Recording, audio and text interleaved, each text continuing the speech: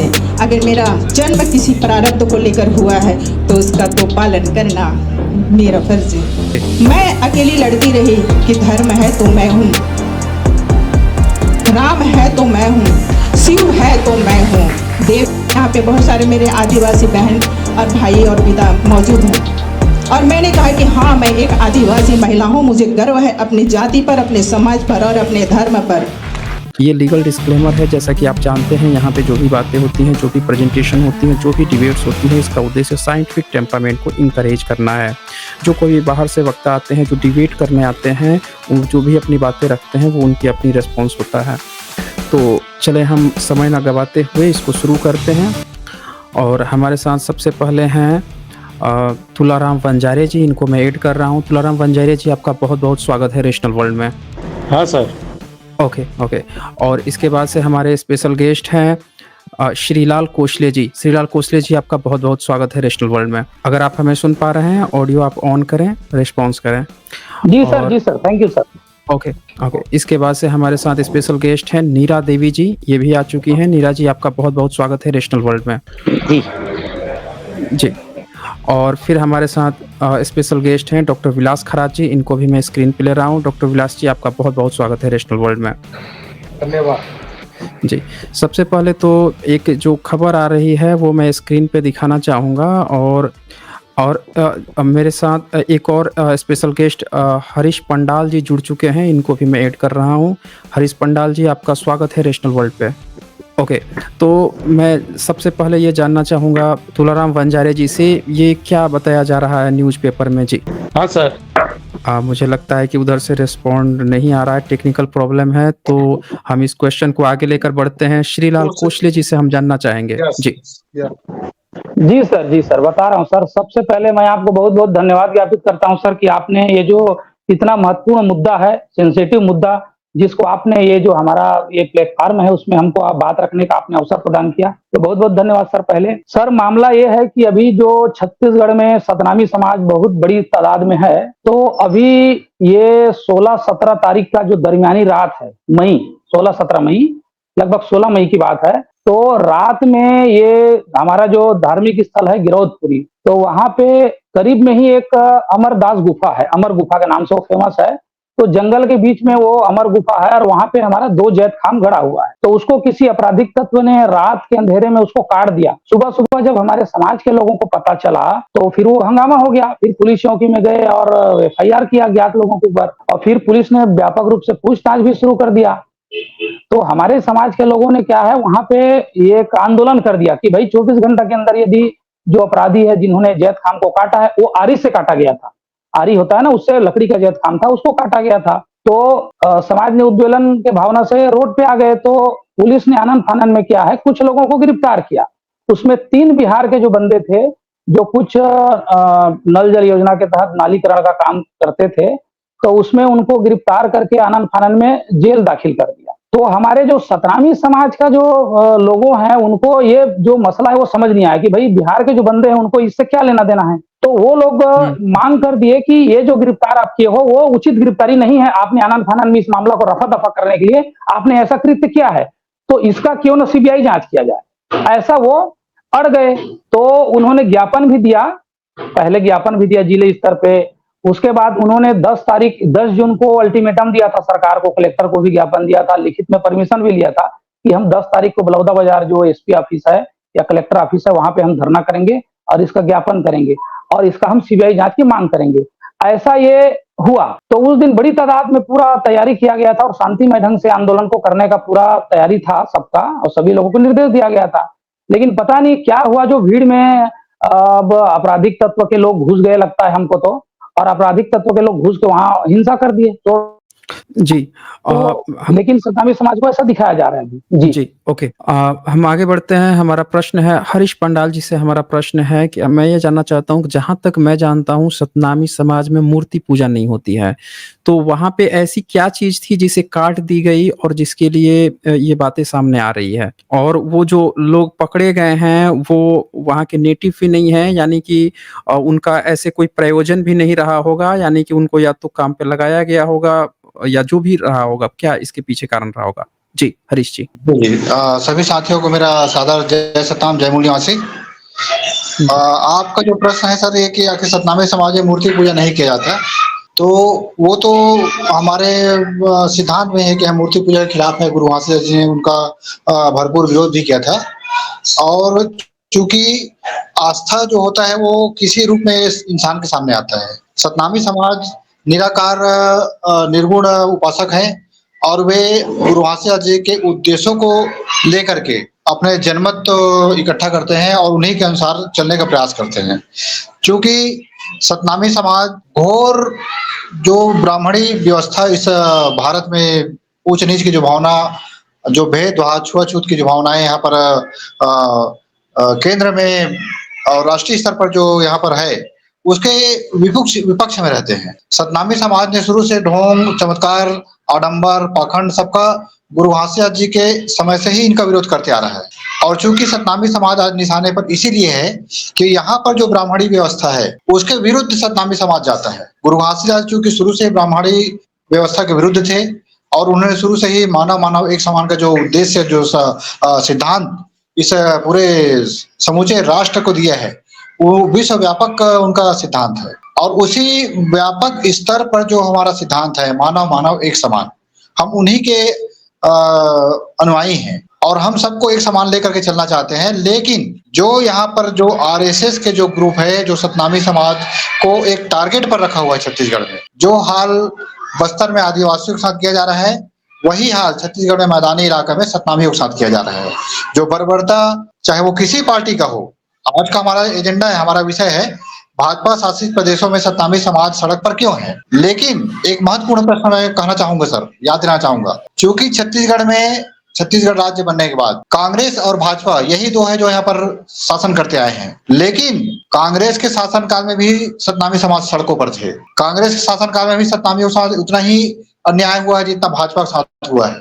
तो हमारे लिए तो दोनों पार्टी एक बराबर है। ऐसा नहीं है कि कांग्रेस के कार्यकाल में सतनामियों का बहुत महिमा मंडन किया गया है या उनको बहुत मान सम्मान मिला। दोनों पार्टियों ने सतनामी समाज का अहित किया है और करते आ रहे हैं। तो मैं यही कहना चाहूंगा कि इस विषय पर और भी आगे हमें बात बढ़ानी है, क्योंकि गुरु घासीदास जी ने जो सिद्धांत, मानवतावादी सिद्धांत, समतावादी विचार, प्रेम, बंधुत्व, भाईचारा का जो सिद्धांत दिया था, सतनामी समाज उसी पर चलता है।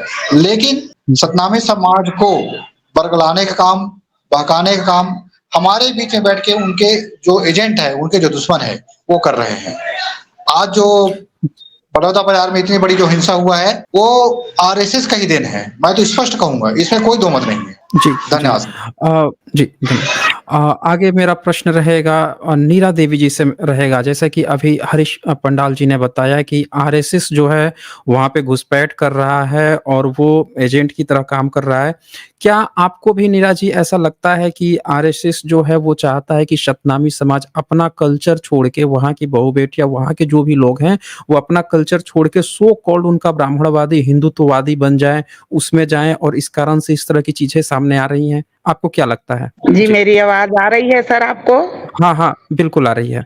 जी। हाँ, यहाँ पर कुछ दिन पुरानी बातों के ऊपर ले जाना चाहूँगी मैं थोड़ा-सा। भाजपा की सरकार थी पिछले 15 सालों से, तो भी अन्याय अत्याचार हुआ। एक बोरसरा बाड़ा है हमारे गुरु का, गुरु बालक दास जी का, वहाँ भी कार्यक्रम चल रहा था, वहाँ भी ऐसे ही मारपीट की गई पुलिस के द्वारा। और आंदोलन जब होता है सतनामियों का, तो सतनामी लोग संविधान को मानने वाले, गुरु घासीदास के सिद्धांत को मानने वाले सीधे-साधे लोग होते हैं। इन लोग आगजनी, उपद्रवी नहीं होते हैं। कुछ लोग इनके बीच में घुसकर, जानबूझकर, कुछ लोग इसमें जैसे आरएसएस के भी लोग हो सकते हैं, जैसे सतनामियों का आंदोलन था, तो कोई भी चीज में हमारे और अदर कास्ट के लोग नहीं आते हैं, हमारे सुख दुख में नहीं आते हैं। लेकिन उस आंदोलन में क्यों पहुंच गए थे, इसकी जांच होनी चाहिए। हम चाहते हैं इसकी अच्छी से जांच होनी चाहिए कि जो अदर कास्ट के लोग थे सतनामियों के आंदोलन में क्यों घुसे और घुस गए थे। पूरी तरह से उन्हीं लोगों की देन है जिसमें आरएसएस भी हो सकता है और भी असामाजिक तत्व हो सकते हैं। और जानबूझकर सतनामियों को बदनाम करने के लिए, सतनामियों के एकता को बिगाड़ने के लिए जानबूझकर इन लोग आगजनी और उपद्रव किए हैं ताकि सतनामी बदनाम हो।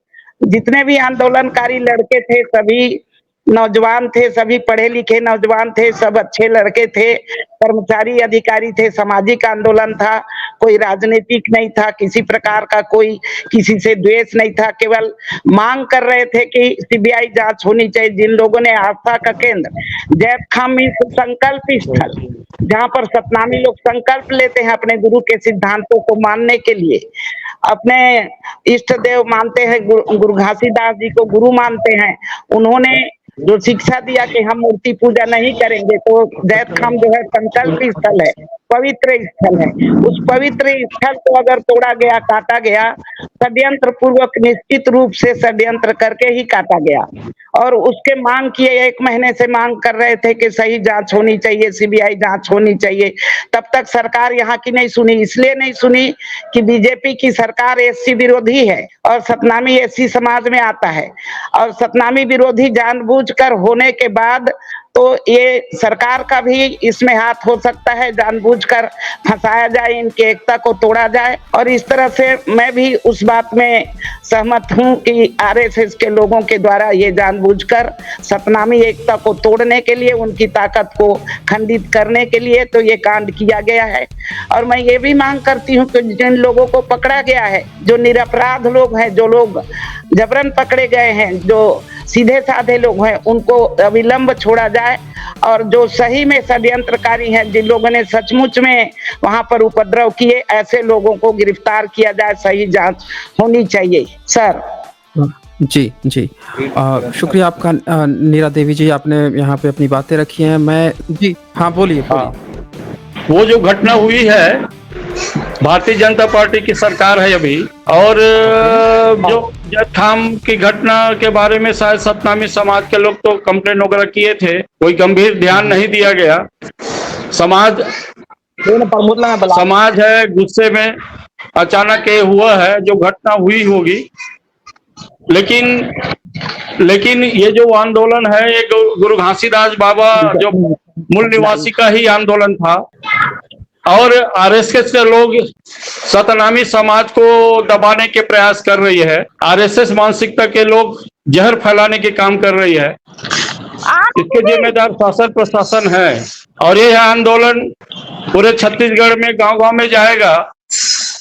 तो हमें क्या है कि ये हम लोग जो घटना देखे हैं वीडियो के माध्यम से, बहुत लोग शायद जख्मी भी हुए हैं। तो समाज तो अपना है, मूल निवासी समाज है, लेकिन ये पहली घटना है छत्तीसगढ़ में, इस तरीके से पहली बार घटना हुआ है, जो नजरअंदाज किया गया सतनामी समाज के भावना को। और ये आंदोलन हम लोग राष्ट्रीय स्तर पर, गुरु घासीदास बाबा का आंदोलन राष्ट्रीय स्तर का है, सतनाम क्रांति मोर्चा राष्ट्रीय स्तर का है, तो पूरे देश भर में हमारे सतनामी समाज भी रहते हैं।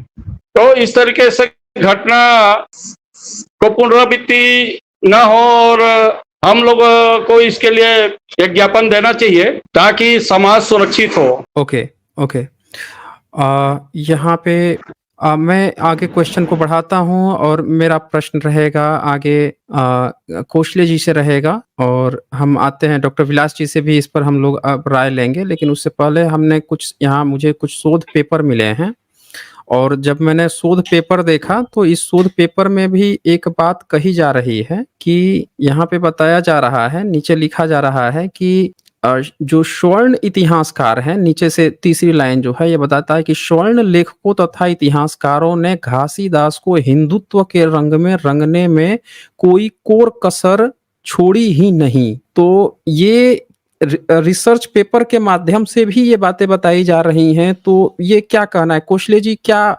वाकई में जो घासीदास जी हैं, गुरु घासीदास जी हैं, उनका ब्राह्मणीकरण किया जा रहा है? ये भी एक बड़ा कारण है। जी जी बिल्कुल सर। अभी क्या है, अभी वर्तमान में सरकार भी है, ब्राह्मणवादी सरकारें अभी विद्यमान है, और इसको प्लान तरीके से गुरु घासीदास का जो पूरा आंदोलन है, पूरा जो मूवमेंट है, गुरु घासीदास बाबा ने क्या किया, स्वतंत्र स्वाभिमानी आंदोलन चलाया। इस व्यवस्था को बदलने के लिए गुरु घासीदास बाबा ने स्वतंत्र स्वाभिमानी आंदोलन चलाया था। उस आंदोलन को ब्राह्मणवादी व्यवस्था पूरी तरीके से ब्राह्मणीकरण करने के लिए वो अपना एजेंडा चला रही है। और हमारे ही कुछ पहले के उस समय के जो गुरु थे, उस गुरु को अपने पोजीशन में लेकर इसका ब्राह्मणीकरण किया।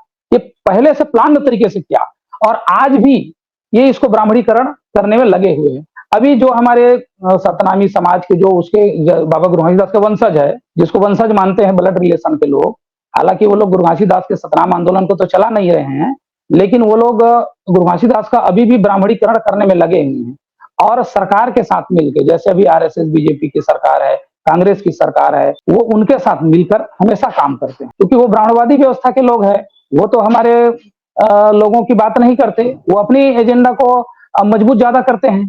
तो अपने साथ वो हमारे अभी गुरु को मिला के वो लोग काम कर रहे हैं। तो ब्राह्मणीकरण करने में कोई कसर नहीं छोड़ा है। और अभी जो ये आंदोलन हुआ, वो रिसर्च पेपर में सही लिखा है कि वो गुरु घासीदास बाबा का पूरी तरीके से ब्राह्मणीकरण किया, हिंदूकरण किया उसको। और अभी ये जो आंदोलन जो हुआ बलौदा बाजार में 10 जून का जो आंदोलन है, उसको सरकार का भी ये रुख है। पहले आपने जो सवाल किया, सरकार का रुख ये है कि उस आंदोलन को तबाह कर देना चाहती है, निगल लेना चाहती है। इतने बड़े लोग जागृति के साथ वहां पे गए थे और शांतिपूर्ण ढंग से एक दशहरा का मैदान है जो बहुत बड़ा मैदान है, उसमें इकट्ठा हुए। इकट्ठा होने में भी 3-4 घंटे का वक्त लगा उनको, जबकि पहले से अल्टीमेटम दे रखा था। सरकार ने कोई तैयारी नहीं किया, सरकार के नुमाइंदे उनके पास गए नहीं मिलने। उनको मिलना चाहिए था, सरकार के लोगों को मिलना चाहिए था, क्योंकि उनको पता है सतनामी समाज बहुत ही स्वाभिमानी कौम है। वो पहले भी आंदोलन कर चुके हैं, उनको पता है। जब ये बीजेपी सरकार विपक्ष में थी, कांग्रेस की सरकार थी, तो धर्मपुरा में भी ऐसा कांड हुआ था। छत्तीसगढ़ का जो कवर्धा जिला है, वहां पे धर्मपुरा नाम का एक गांव है, तो धर्मपुरा गांव में भी हमारा गुरुद्वारा बन रहा था और वहां जैत खाम को आग लगा दिया गया था। लकड़ी का जैत खाम था, उसको 1-2 बजे रात को अपराधिक तत्व ने उसको जला दिया और वहां जो गुरुद्वारा था उसको 2 जेसीबी लगाकर तोड़ा गया। तो उस समय भी हमारे सतनामी समाज के लोग बहुत बड़े पैमाने पे उद्वेलित हो चुके थे और रास्ते की लड़ाई चक्का जाम भी किए थे और लगभग वो हफ्ता 10 दिन तक आंदोलन चला था। तो वहां से लोग बौखलाए हुए थे और छूट-फूट तो बहुत सारी घटनाएं घटी हुई हैं बीच में भी, लेकिन मैं बड़ी घटना की जिक्र कर रहा हूं कांग्रेस सरकार में। उसके पहले भी जब बीजेपी सरकार 15 साल रही, रमन सिंह की सरकार, तो उसमें भी एससी वर्ग का जो आरक्षण है उसको कम कर दिया। तो सतनामी समाज यहाँ एससी वर्ग में बड़ी तादाद में है, वो नेतृत्वकर्ता समाज है, तो उनको बहुत पीड़ा कष्ट हुआ था। 16% से सीधा 12% कर दिया गया था। तो हमारे सतनामी समाज के लोगों ने उसको लीड किया था उस आंदोलन को। तो कांग्रेस सरकार ने भी कहा था कि भाई ये जो 16% है, हमारी सरकार बनेगी तो हम उसको 16 का 16% करेंगे, 12% से बढ़ा के हम 16% ही रख देंगे। लेकिन जब कांग्रेस सरकार बनी भूपेश बघेल की, तो उसको 12% ही रखा, बल्कि उन्होंने वो आधा % बढ़ाया। यहाँ 12.5% कुछ आबादी है सतनामी समाज की 2011 की जनगणना के हिसाब से ऐसा कहा, और उसने उसको 13% लेके गया। तो उस समय से समाज में रोष व्याप्त था। तो अभी ये प्लान तरीके से किया जा रहा है और प्लान तरीके से ब्राह्मणीकरण किया जा रहा है। ये सतनामी समाज जो योद्धा कौम है उसको कुचल के अपने पोजीशन में लेना चाहते हैं, क्योंकि वो लोग इसके जो धर्म गुरु हैं, जो उनके जो गुरु घासीदास के वंशज है ब्लड रिलेशन के, उनको तो अपने पोजीशन में रख ही लिए हैं। एक गुट है वो कांग्रेस के साथ काम करता है, दूसरा गुट है वो बीजेपी के साथ मिला हुआ है, आरएसएस के साथ। तो ऐसा ये चल रहा है। तो पूरी तरीके से सर ब्राह्मणीकरण करने में लगा है, ये 100% सत्य बात है। ओके। मेरा सवाल है हरीश पंडाल जी से। मेरा सवाल है, जैसा कि अभी कोशले जी ने बताया कि आंदोलन तो इससे पहले की जो गवर्नमेंट थी, कांग्रेस गवर्नमेंट थी, उसमें भी हुआ है।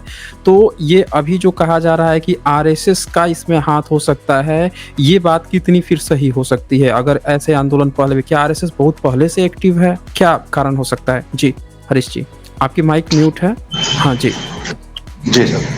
हाँ देखिए सर, आरएसएस इसमें कितना इन्वॉल्व है नहीं है ये तो अभी बात का मुद्दा है, लेकिन सर जो सरकारी तंत्र है वो सतनामी समाज, जो व्यापक सतनामी समाज है, चुनावी माहौल में उनसे वोट हासिल कर लेता है। चाहे सरकार बीजेपी का हो या कांग्रेस का हो, वोट उनसे नम्रता से हासिल करता है। उनके बीच में जाकर के अपने लोगों को भेज करके, हमारे ही अपने लोगों को अपना नुमाइंदा बनाता है और वोट हासिल कर लेता है। वोट हासिल करने के बाद सतनामी समाज को एक दूध की मक्खी की तरफ फेंक दिया जाता है, और इसका जो असर है वो हमारे जो शोकाज गुरु होते हैं, जो शोकाज हमारे नेता मंत्री होते हैं, वे तक कह देते हैं कि मैं सतनामी समाज के वोट से चुनाव नहीं जीता हूँ। तो ये इस टाइप का उपेक्षित जो किया जाता है, और इन्हीं का फायदा है। देखिए आपको भी याद होगा, पिछले बहुत दिनों से 1 बार नहीं, 2 बार नहीं, 3 बार यहाँ आरएसएस का 4-4 महीने, 4-4-5 बार यहाँ पर कैंप लगा है। स्वयं मोहन भागवत जी यहाँ पर के आकर 8 दिन 15 दिन ठहरे हुए हैं। तो वो चाहते हैं कि जमीनी स्तर पर सतनामी समाज की बैकफुट क्या है, उनकी तैयारी क्या है, वो किस विचार नीति को बिलोंग करते हैं, किस विचार सिद्धांत पर चलना चाहते हैं। अभी सतनामी समाज एक विवेकपूर्ण समाज है, जागृति उसमें आ चुकी है। वो अपने समाज और अपने परिवार को लेकर के एक अच्छा जीवन जीना चाहते हैं, समाज को आगे बढ़ाना चाहते हैं, क्योंकि ये उनको सहन नहीं हो रहा है। वो धर्म के आस्था के केंद्रों पर जानबूझकर आक्रमण कर रहे हैं, आस्था से खिलवाड़ कर रहे हैं और लोगों को जानबूझ करके मुख्य मुद्दे से भटका रहे हैं। हमारा जो मुख्य मुद्दा है, हमारे हक अधिकार है, हमारे संवैधानिक अधिकार है, जो हमें नौकरी है, हमारे जो उद्योग धंधे हैं, हमारे जितने भी आर्थिक दृष्टिकोण है, जितने भी यहाँ मौलिक सिद्धांत है और जो हमारे जो देश के जितने भी संसाधन हैं, उन सभी संसाधनों पर हमारा सबका हक अधिकार बनता है। उन सभी मूलभूत अधिकारों से हमें वंचित किया जा रहा है और ऐसे करने वाले वही लोग हैं जो गुरु घासीदास जी के विचारधारा को पूरी तरीके से अपने मोह पास में, अपने बंधन में करना चाहते हैं। चूंकि गुरु घासीदास ने सदियों से, अपने समय से, शुरू से ही समतावाद विचारधारा को अपनाया था, लेकिन जो यहाँ भारत में जो व्यवस्था है वो ब्राह्मणी व्यवस्था है।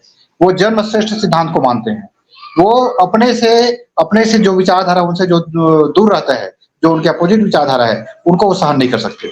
और गुरु घासीदास जी ने शुरू से ही क्रांति का आगाज किया था, लोगों को इस व्यवस्था के खिलाफ लड़ने का प्रशिक्षण दिया था और लोगों को जगाया था कि अपने हक अधिकार के लिए तुम्हें आगे आना होगा। सतनामी कौम एक जागृत कौम है जो कभी किसी का गुलामी पसंद नहीं करता और यही कारण है कि छत्तीसगढ़ में सतनामी समाज को टारगेट किया जा रहा है और ये टारगेट अभी से नहीं, छत्तीसगढ़ राज्य बनने के पहले से भी किया जा रहा है।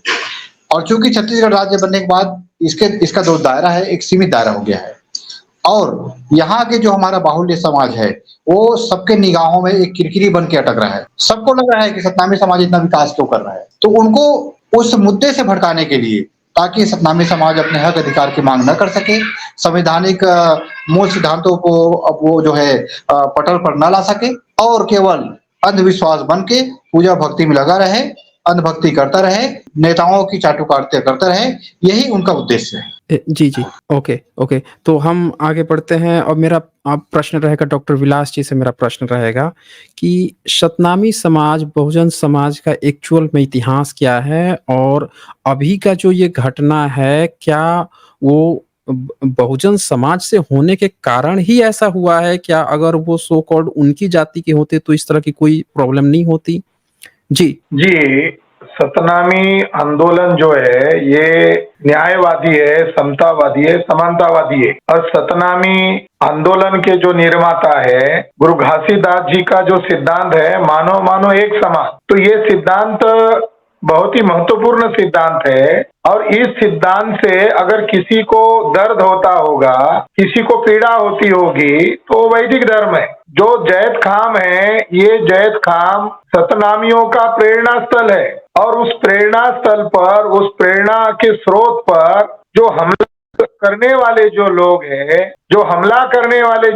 हैं, वो कहीं ना कहीं आरएसएस और बीजेपी के लोग हैं। तो मेरा ये मानना है, जो जानकारी और जो खबरें आ रही है, पूर्व सूचना देने के बावजूद, जानकारी देने के बावजूद कलेक्टर ने उस मामले को सही ढंग से हैंडल नहीं किया, वहां के पुलिस विभाग ने उस मामले को सही ढंग से हैंडल नहीं किया, तो मुझे ऐसा लग रहा है कि आरएसएस और बीजेपी की इस चुनाव में सबसे बड़ी हार हो गई है। उस हार को डाइवर्ट करने के लिए, उस मुद्दे को दरकिनार करने के लिए शायद ये प्रतिक्रियावादी आंदोलन ब्राह्मण लोगों के द्वारा चलाया जा रहा है, ऐसा मुझे लग रहा है। क्योंकि प्रतिक्रिया के तौर पर ब्राह्मणों ने जैत खाम को तोड़ा, जैत खाम को तोड़ने के विरोध में सतनामी लोग आंदोलन कर रहे हैं, तो पुलिस वालों ने जांच के नाम पर बिहारी लोगों का नाम उसमें जोड़ दिया। मैं शुक्रिया अदा करता हूँ कि छत्तीसगढ़ के सतनामी लोगों को, कि उन लोगों ने सही मुद्दा पकड़ा है कि इसमें बिहारियों का क्या रोल है। अगर ये बिहारी वर्सेस छत्तीसगढ़ का मामला अगर भाजपा सरकार खड़ी कर रही है, तो मुझे मणिपुर जैसी घटना की बू आ रही है। मणिपुर घटना अफवाह के ऊपर ही तो खड़ा किया गया था। मणिपुर घटना को लेकर नरेंद्र मोदी चुप है, सदन में उसके ऊपर चर्चा नहीं हो रही है। सतनामी आंदोलन जो है, ये न्यायप्रिय लोग हैं, वो समानता चाहने वाले लोग हैं और छत्तीसगढ़ में नंबर 1 की आबादी है सतनामी विचारधारा को मानने वाले लोगों की, इसके बावजूद वहां की सरकार सतनामी लोगों की होनी चाहिए, मगर वहां ये बीजेपी के ब्राह्मणों की सत्ता है। और वर्तमान जो सीएम है ये अपने आप को आदिवासी मानने की बजाय ये अपने आप को हिंदू मानते हैं। एक वीडियो भी आया है, अगर आप उसको दिखा देंगे तो तमाम देश के लोगों को पता चलेगा।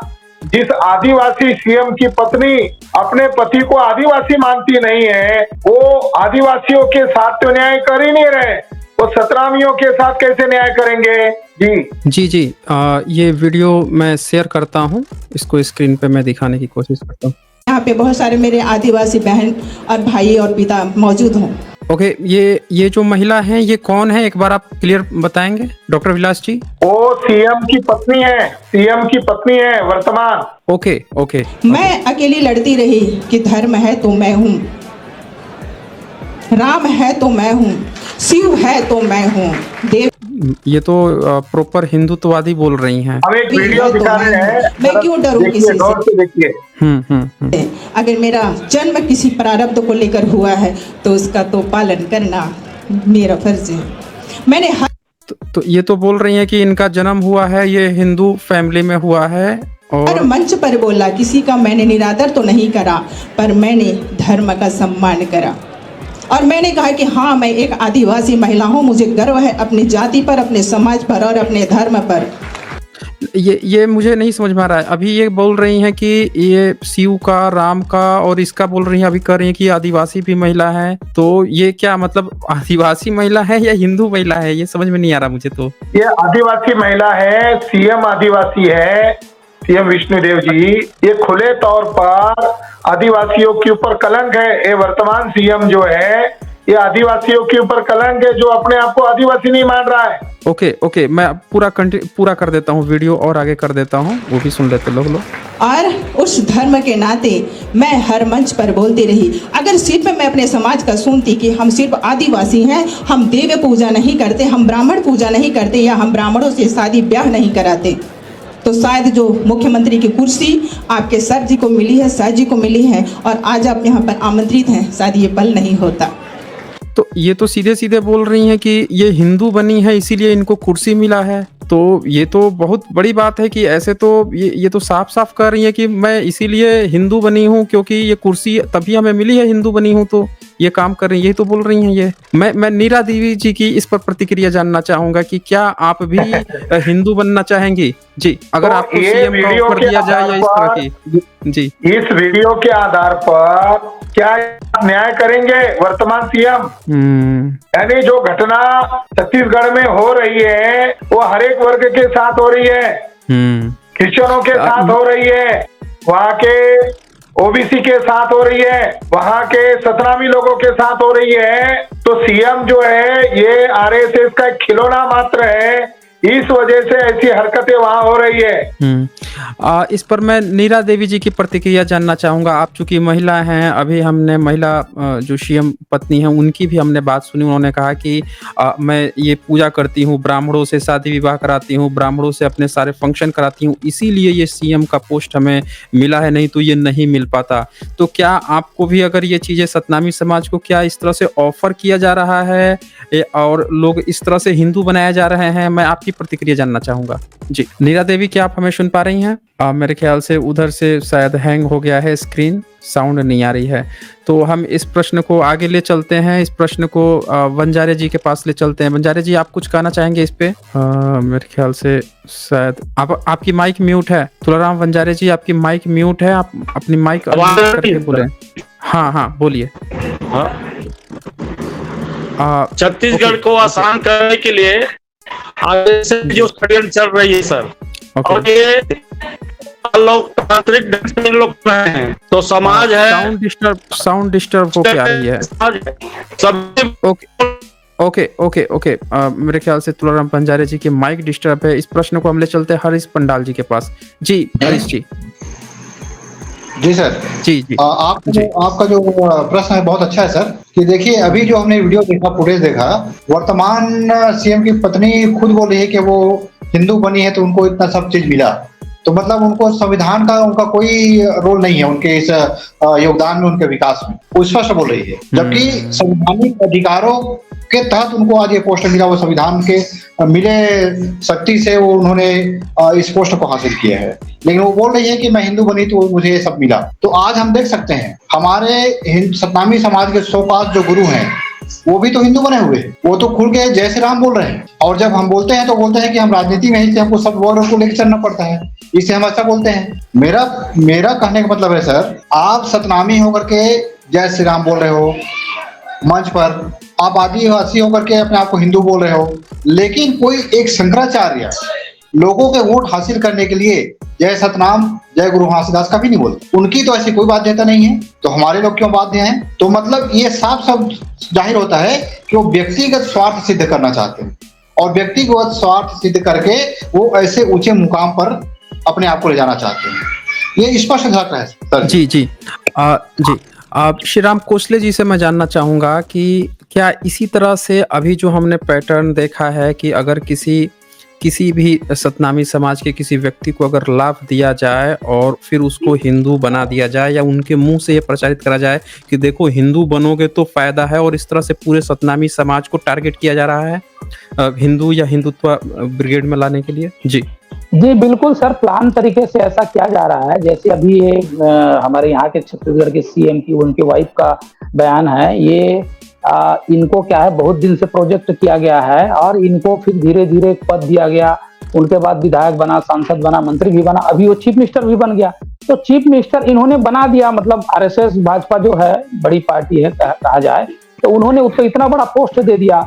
तो अब उतने बड़े पोस्ट में बैठे हैं तो उनको तो और क्या चाहिए, वो सारे समाज को बेच सकते हैं। वो पोस्ट पाने के चक्कर में सारे समाज को बेच सकते हैं। उन्होंने खुद ही कहा कि मैं, उनका और एक सख्त वीडियो भी है, मैं अपने समाज को छोड़ सकती हूँ आदिवासी समाज को, लेकिन ब्राह्मणों को नहीं छोड़ सकती, ऐसा भी उसका वीडियो है।